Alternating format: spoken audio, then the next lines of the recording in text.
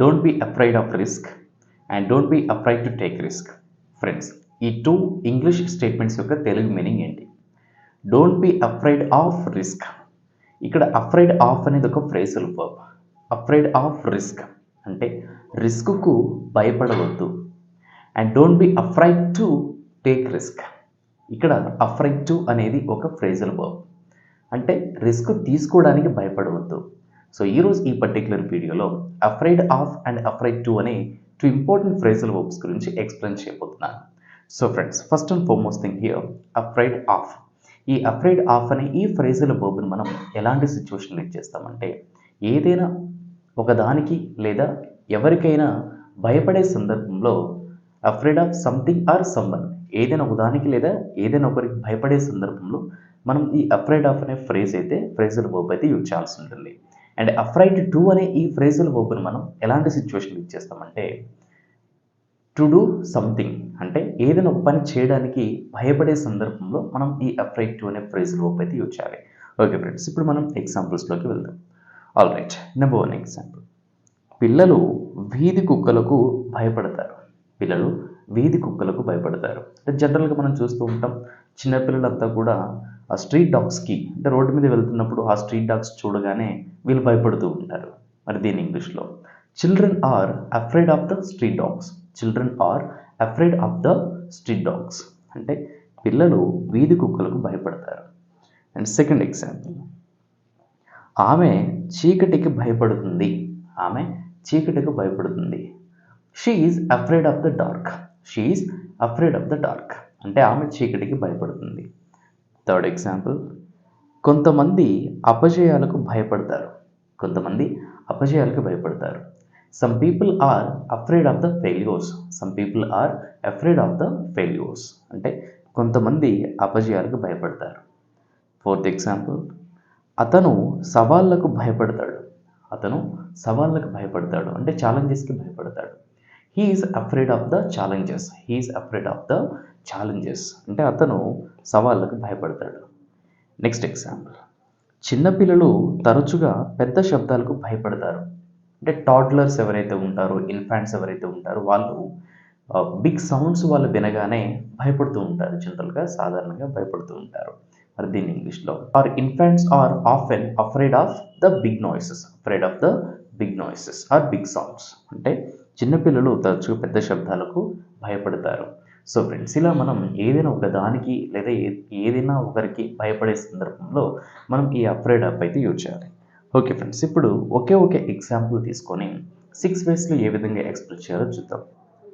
ఆమె చీకటికి భయపడుతుంది. She is afraid of the dark. మరి దీన్ని క్వశ్చన్ చేసినట్లయితే ఆమె చీకటికి భయపడుతుందా? ఆమె చీకటికి భయపడుతుందా? Is she afraid of the dark? Is she afraid of the dark? Next, ఆమె చీకటికి భయపడదు. She is not afraid of the dark. She is not afraid of the dark. Next, ఆమె చీకటికి భయపడదా? Isn't she afraid of the dark? Isn't she afraid of the dark? Next, ఆమె చీకటికి ఎందుకు భయపడుతుంది?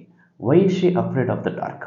Why is she afraid of the dark అంటే ఆమె చీకటికి ఎందుకు భయపడుతుంది? నెక్స్ట్, ఆమె చీకటికి ఎందుకు భయపడదు? Why isn't she afraid of the dark? Why isn't she afraid of the dark అంటే ఆమె చీకటికి ఎందుకు భయపడదు? ఓకే ఫ్రెండ్స్, ఇప్పుడు అఫ్రైడ్ టు గురించి మనం ఎగ్జాంపుల్స్ చూద్దాం. అఫ్రైడ్ టు, దీన్ని మనం ఏదైనా ఒక పని చేయడానికి భయపడే సందర్భంలో యూజ్ చేస్తాం. ఎగ్జాంపుల్ నెంబర్ 1, అతను రిస్క్ తీసుకోవడానికి భయపడతాడు. అతను రిస్క్ తీసుకోవడానికి భయపడతాడు. He is afraid to take risk. He is afraid to take risk అంటే అతను రిస్క్ తీసుకోవడానికి భయపడతాడు. సెకండ్ ఎగ్జాంపుల్, ఆమె మీటింగ్లో మాట్లాడడానికి భయపడుతుంది. ఆమె మీటింగ్లో మాట్లాడడానికి భయపడుతుంది లేదా భయపడుతుంది. She is afraid to speak in the meeting. She is afraid to speak in the meeting అంటే ఆమె మీటింగ్లో మాట్లాడడానికి భయపడుతుంది. నెక్స్ట్, వాళ్ళు ఈమెయిల్ రాయడానికి భయపడతారు. వాళ్ళు ఈమెయిల్ రాయడానికి భయపడతారు.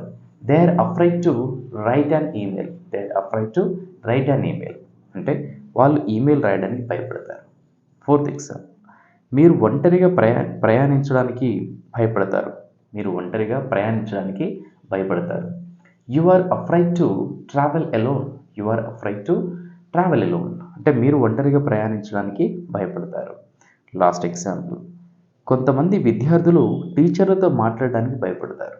కొంతమంది విద్యార్థులు టీచర్లతో మాట్లాడడానికి భయపడతారు. Some students are afraid to communicate with the teachers. Some students are afraid to communicate with the teachers అంటే కొంతమంది విద్యార్థులు టీచర్లతో మాట్లాడడానికి భయపడతారు.